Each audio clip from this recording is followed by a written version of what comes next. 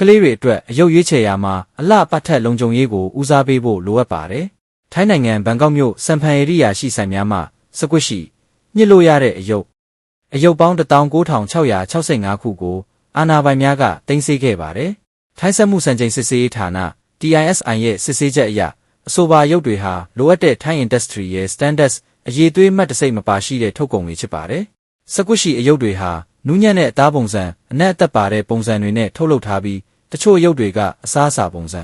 မုံပုံစံတွေနဲ့ဆင်တူနေတဲ့အတွက်ကလေးငယ်တွေကအယုတ်နဲ့အစားအစာကိုမှားယွင်းနားလည်ပြီးပတ်ဆက်ထဲထည့်ကစားမိနိုင်တဲ့အနေရရှိနိုင်ပါတယ်။ဒါ့အပြင်အရေးသွေးမပြည့်မီတဲ့အယုတ်တွေမှာကင်ဆာဖြစ်စေနိုင်တဲ့ဓာတုပစ္စည်းများအနေရရှိနိုင်တဲ့ဓာတုဓာတ်များသတ္တုအဆိပ်ဓာတ်များသို့မဟုတ်အရေးသွေးနဲ့ပစ္စည်းများပါဝင်နိုင်တာကြောင့်ကလေးတွေရဲ့ကျန်းမာရေးအတွက်စိုးရိမ်ရနိုင်တယ်လို့တာဝန်ရှိသူတွေကသတိပေးထားပါတယ်။တင်ဆေးခဲ့တဲ့စကွတ်ရှိအယုတ်တွေဟာတန်ဖိုးအဖြစ်ဘတ်ငွေ1 သန်းကျော်ရှိပြီးဒီဖြစ်ရပ်နဲ့ပတ်သက်ပြီးစီးပွားရေးလုပ်ငန်း6ခုကိုဥပဒေအရအရေးယူဖို့စီစဉ်နေပါတယ်။မိဘများအနေဖြင့်ကလေးတွေအတွက်အယုတ်ဝယ်ယူတဲ့အခါအယုတ်ရဲ့ပုံစံလားပမှုတစ်ခုရဲ့ကိုမကြည့်ဘဲအရေးသွေးစံနှုန်းလုံခြုံရေးအမှတ်တစိမ့်နဲ့ထုတ်လုပ်မှုအချက်လက်တွေကိုတေချာစစ်ဆေးဖို့လိုအပ်ပါတယ်။ကလေးတွေရဲ့လုံခြုံရေးအတွက်အယုတ်တစ်ခုရွေးချယ်ရာမှာအရေးသွေးစံနှုန်းကိုအမြဲစစ်ဆေးဖို့လိုအပ်ပါတယ်။ကလေးတွေရဲ့ပျော်ရွှင်မှုထက်ကျန်းမာရေးနဲ့လုံခြုံရေးကပိုအရေးကြီးပါတယ်။